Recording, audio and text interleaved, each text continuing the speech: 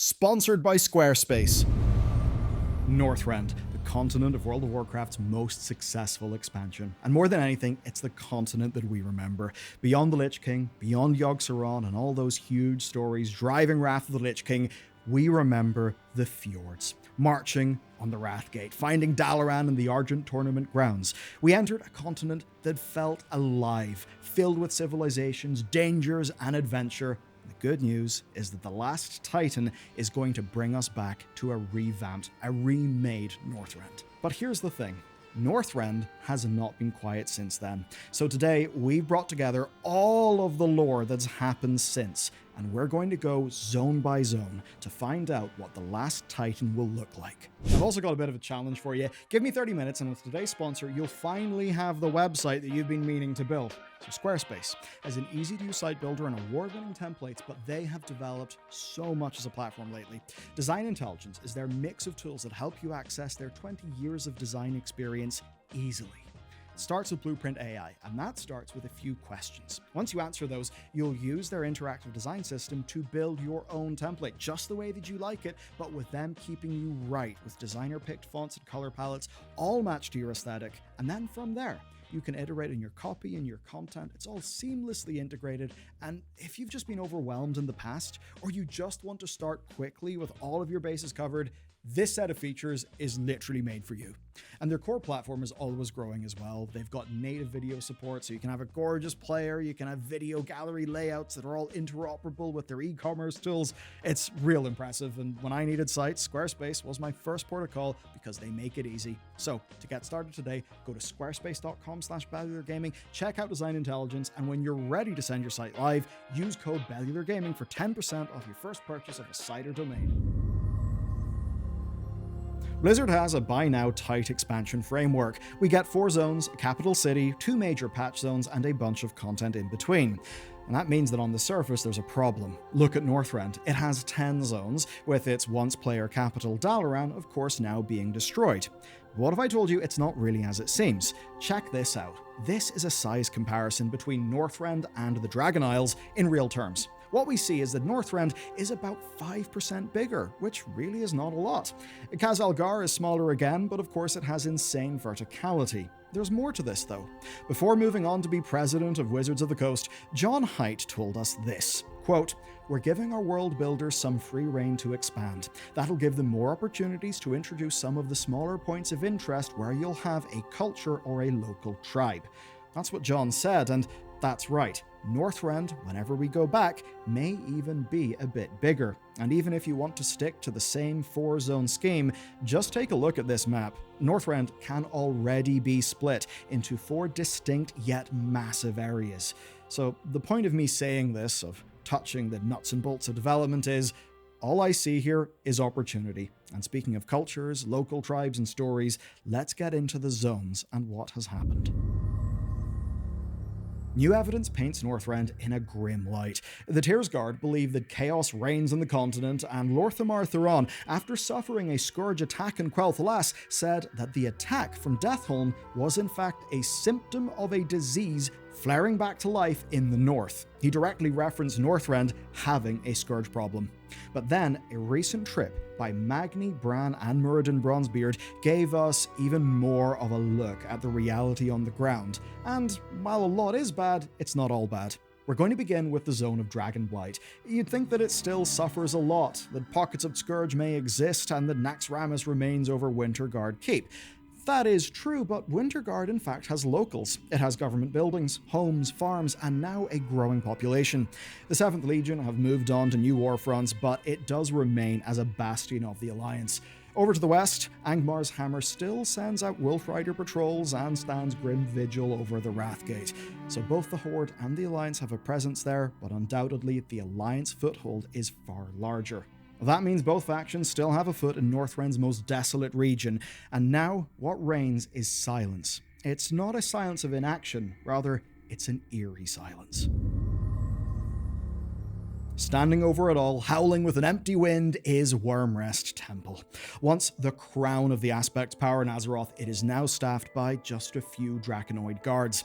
Even the Dragon Shrines now stand empty. And of course, we know from Dragonflight that the Primal Incarnates held bastions in Dragonflight, Icecrown from Harrow Deep, and Virinoth in a place that is called the Frozen Fangs. We'll likely see those when we return. And that isn't just past lore. Icecrown is set to return in The Last Titan to enact his vengeance against the Titans, and Dragonblight looks to be ground zero for his assault, given that is in fact where he used to live. But at least for now, the only dragons that remain are just bones. Dragons may return one day, but for now, they're in the Dragon Isles, and that means that Dragonblight has been given new masters, the natives. We now move to the southern coast. This is where Arthas first landed and doomed his men, and there, signs of civilization are appearing. No longer hounded by Helya's Cavaldir and without the constant scourge attacks, the Tuskarr once again live in their natural rhythms. The Azure Span showed us what their civilization can look like, and along the coastlines of Northrend, expect to meet a now thriving people. Then, of course, we have the Tonka. They're cousins of the Tauren, and they have fled their destroyed lands, moving to the Grizzly Peaks and even into the Storm Peaks. But now, their villages have expanded into towns, and they take their ownership of the land seriously. Judging by their mistrust of the Bronzebeard brothers, and of course needing to confirm that they were not in fact Iron Dwarves, border skirmishes with the Titan Forged do appear to be common. Still, keep this in mind. Outside of the scourged hellholes, at least for the time where Bolvar was able to hold them back, Northrend had a proper chance to breathe and to grow, for the first time since the Lich King landed an Icecrown years ago. Staying within Dragonblight, our journey actually heads back up north again to Wyrmrest Temple. It was the site of one of Warcraft's most puzzling quest chains, called the Deaths of Chromie. The mystery being, why did everyone want to kill Chromie? From the Obsidian Dragon Shrine, Zorathrides the demon tried to snipe her on top of Wyrmrest. The Lich, Talar Icechill, attacked from the Ruby Shrine. A satyr attacked from the Emerald Shrine, and a Void God from the Azure Shrine. We had demons, Void, Old Gods, Undeath, factions who don't get along whatsoever, all trying to take down Chromie. It's a looming part of the plot. Even the Alliance and the Horde took a shot at her in this storyline, and we have still not found out who orchestrated it, or of course what future Chromie did in order to deserve all of that hatred. But think about it this way. After her tussle with the Infinite Flight in the Dragon Isles, and finding sympathy for their cause, there's now an avenue for her to take a dark turn. Nosdormu tells us of his transformation into Morozond and how it's no longer inevitable. But the loop still exists, and it's unclear if that is still his future. That might bring us to a realization that the place we first discovered Morozond, the Bronze Dragon Shrine, is perhaps where that loop will finally end, and the story of the Bronze Dragon Flight, the Infinites, and of the deaths of Chromie will finally come to an end.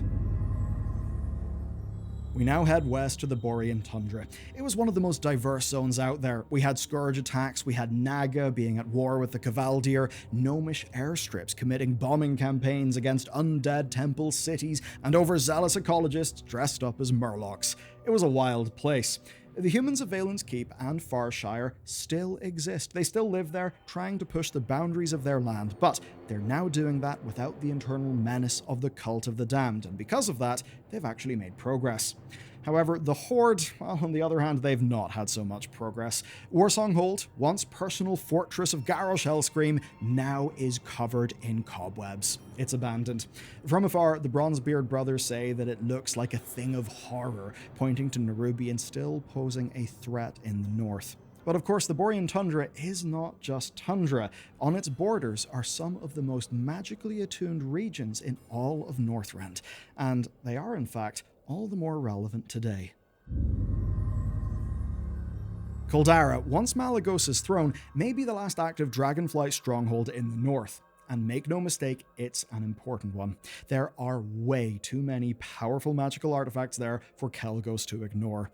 And the last time they lost track of stuff, Garrosh stole a focusing iris and built the mana bomb that destroyed Theramore. I of course can't tell you what's going to happen in The Last Titan, but with so much power being located there, you can expect that it will be important. And speaking of The Last Titan, we head again to the north to Sholazar. It is a crater carved into the land and made into a biological lab by the Titan Aeonar. Now, we've previously explained that A&R may be on one side of a civil war between titans, but the legacy of her work remains there. We have Gorloks. They're Murlocs who evolved through contact with titan machinery. And because of that, we should not write them off. You see, when he travelled there, Magni was still in his diamond form. Seeing him, the Gorloks called him a Thragar. And we, of course, now know from the War Within that a Thragar is actually an ancient earthen word for those who rebelled against their Titan creators. So, extremely relevant to the last Titan expansion. Those Gorloks certainly knew their stuff. And as for their Wilvar enemies, some still remain at Frenzy Heart Hill, but we know from a Bronze Dragon Shrine quest that they will one day return to their ancestral lands, leaving Sholazar to its smart Murlocs and hyper-evolved dinosaur monsters. With that said, we can now visit the next megazone. Let me bring you on a journey through the new Howling Fjord, one that starts with the fjord you know, but that reaches its natural end in Zuldrak. This was the iconic intro to Northrend for so many of us. We sailed through the fjords, we landed and were thrown into the fray against the Vrykul. The Alliance never managed to gain a solid foothold there, only a thin logistical line pushing the Argents towards Icecrown. Valgard still comes under attack from the Vrykul, but these Vrykul are different. They're young warlords who are trying to make a name for themselves, so different to what we saw before. Elsewhere in the zone, the Forsaken still have the place locked down. New Angmand, Vengeance Landing, and the various apothecary camps still dot the fjords, and being so far from home, they've been slow to react to the political changes back in Lordaeron. Marching north then, Camp Winterhoof and Fort Wildvar, a traditional flashpoint between the Alliance and the Horde, shows the diplomatic success between the factions post-Lich King. So essentially, it's a calm enough spot.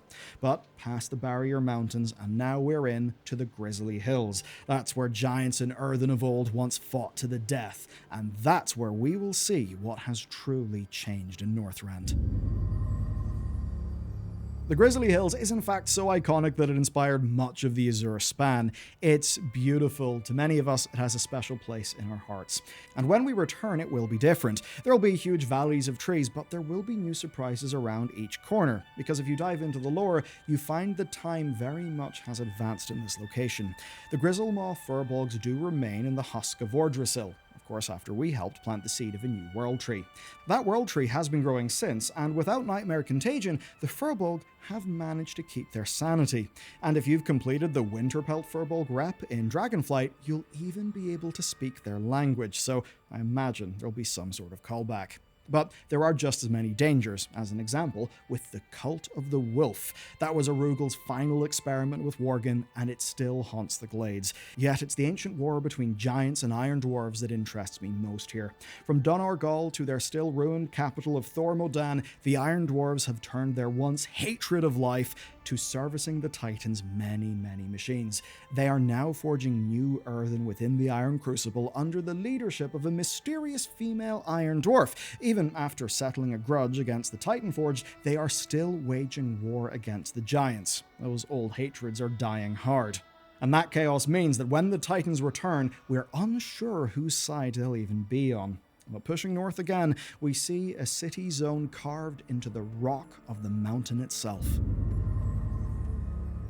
The Bronzebeards marveled over the sights they saw in Zuldrak, but of course they were cautious. It's a dangerous place. The Drakari trolls had sacrificed their own gods in an attempt to ward off the scourge, leading of course to the downfall of their society. But look below the surface and you'll find seeds of renewal in this zone. You see, the Winteraxe tribe left their parent Drakari tribe long ago, but have since returned to Northrend. In Zandalar, they didn't appear in the House of Fallen Tribes, so we can assume they still operate out of Zuldrak's ruins. Then, smaller tribes like the Ice Tusk live in island chains surrounding Northrend, and they still practice necromancy. Putting all of this together, it's now clear that a broad church of ice trolls are returning and they are rebuilding. That brings us near the pinnacle of Northrend, but before we go to the crown of the world, we need to fly to the once pinnacle of our campaign in the north, and that of course is Icecrown Glacier. Icecrown is a patchwork of Scourge warlords and desperate Ebonblade knights trying to hold them back. Now, we always knew that without the Helm of Domination, the Wild Scourge would run rampant, and of course, now that that helm is destroyed, that's precisely what is happening. We players have just been ignoring it. So many other important things have been happening, and in fact, I have a whole video deep diving into the consequences of that for you to watch. You can watch it after this one. But for now, just know that any return to Icecrown means one thing: war with the Scourge. That is a war that we will have to end before the Titans take a swing at us. And that brings us to the ultimate zone in a revamped Northrend. Below Wintergrasp Keep, the lone giant Archivon remains vigil over the secrets of the Titans. Throughout Northrend, servants of the Titans rust and wait for the day that their creators will return. That day is about to come, and if we follow the path of the Titans north from Wormrest, it brings us to the mountains that stretch up into the sky, and below them to machines that bore deep into the earth. This is the Storm Peaks, and it shows us just how frayed the Titans' mission on Azeroth has become. Thorim, once a great keeper, descended into thousands of years of depression after his wife's murder at the hands of the corrupt keeper Loken. And even after gaining justice against Loken, his circuits have gone to rust. He actually mistook the Bronzebeards for other dwarves in Earthen that he had recently met, and even his trusty hounds have left his side. It's a sad sight to behold, but it's proof that the Keepers have all but fallen. The one Keeper of sense, Hodir, Lord of the Ice Giants, may not even be in the Storm Peaks at all. That's because after fighting and becoming corrupted by the Legion, he was then freed by the forces of High Keeper Odin, leading to Hodir pledging his services to Odin. And that brings us to the humongous story that will be driving us through all of these zones: a showdown with the Titans. And with Odin and Hodir teaming up with them, I think we can now see that the battle lines are being drawn. And if there's any zone for this to play out in, it's the Storm Peaks. The Iron Dwarves keep Ulduar humming without the Keeper's guidance to this day, but it will not remain quiet for long. That's because with the return of Aman'Thul, there is no doubt that Odin will side with his master and creator. And if Blizzard want to represent that with an unbelievable visual, they absolutely have it. Odin landing Skyhold into Ulduar. If you're not aware, Skyhold was actually a wing of Ulduar. There's a whole backstory there that I don't need to get into, but suffice to say, it landing, being in Ulduar, and perhaps even taking over the place, well, that could be the first steps of a Titan re-invasion of Azeroth. Indeed, if I was to place a bet on how it'll start, I'd place it on that. This is a story that will drive The Last Titan. It will be the A-plot that will see us through a revamped Northrend. 3 raid tiers, the return of Eridicron, and a showdown with Aman'Thul himself. Too much to fit into today's video, and much of it is, of course, stuff we don't know because it's not happened yet. But luckily, this is the end of a 3-video arc that we've been doing on this channel. It's been pouring over every detail we know about The Last Titan. And that means you can check out the other 2 episodes. One is on the civil war brewing between the different Titan factions, and the other is how the Scourge really are back, and in a way that is not just speculation. No, in a way that has recently been confirmed in-game.